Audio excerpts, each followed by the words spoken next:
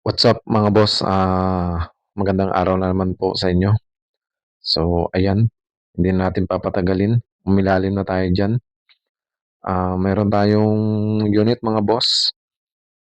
L300 Euro 4. Ayan o, ang concern ni customer, wala na daw yung wala na daw lamig yung aircon niya. So, yan, umilalim tayo dyan. Mag-isa lang tayo dyan mga boss. Kita mo naman, hirap na hirap tayo dyan mag-video. So, pakita natin mga boss kung ano yung gagawin natin. Ayan o, tanggalin lang natin yung tornilyo diyon. So, apat yan mga boss ang tornilyo diyan. Ayan. So, tanggalin natin yan. Pagtapos nating matanggal yan mga boss, yan ang ating yan ang ating i-check. Kasi sabi ni customer wala na daw lamig yung niya, yung aircon niya. At pag-check natin diyan sa mga sa pan boss, kita naman natin hindi na yan umiikot.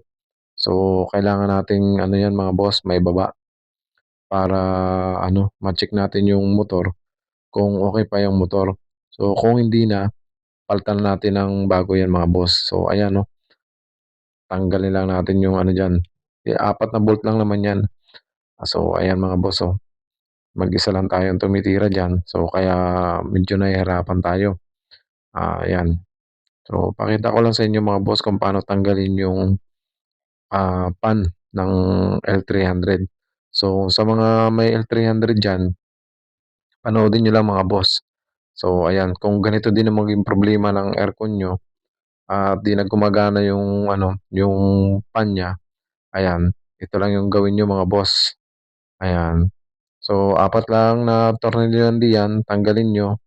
Tapos, yung, niyan, yung blade niya ng pan, lang yan boss, madali lang yan tanggalin.